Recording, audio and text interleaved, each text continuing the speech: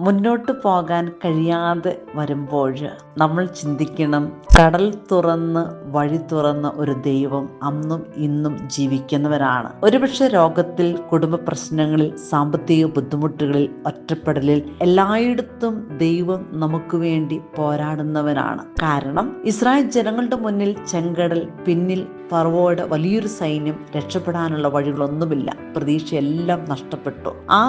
ആകെ ഭയവും ആശങ്കയും നിറഞ്ഞ സമയത്ത് മോശയോട് ദൈവമായ കർത്താവ് പറയുകയാണ്, നിങ്ങൾ ഉറച്ചു വിശ്വസിക്കുവിൻ, ദൈവമായ കർത്താവ് നമുക്ക് വേണ്ടി യുദ്ധം ചെയ്തു കൊള്ളുമെന്ന്. പലപ്പോഴും നമ്മുടെയൊക്കെ ജീവിതം ഇങ്ങനെ തന്നെയാണ്. കടല് പോലെയുള്ള വലിയ പ്രശ്നങ്ങൾ, പിന്നിൽ ശത്രുവിനെ പോലെയുള്ള വലിയ സാഹചര്യങ്ങൾ, ഒരു വഴിയും കാണുന്നില്ല. പക്ഷെ ദൈവത്തിന്റെ വാഗ്ദാനം നമ്മളെ തേടിയെടുത്തുന്ന സമയമുണ്ട്. നമ്മുടെയൊക്കെ പോരാട്ടം പലപ്പോഴും നമുക്ക് വിജയിക്കാൻ പറ്റുന്നില്ല. പക്ഷെ ദൈവത്തിൽ ആശ്രയിക്കുന്ന ദൈവ വൈതലിനെ കർത്താവ് മുന്നോട്ട് നയിക്കുന്നവരാണ്. അവിടുന്ന് നിനക്ക് വേണ്ടി യുദ്ധം ചെയ്തു കൊള്ളും.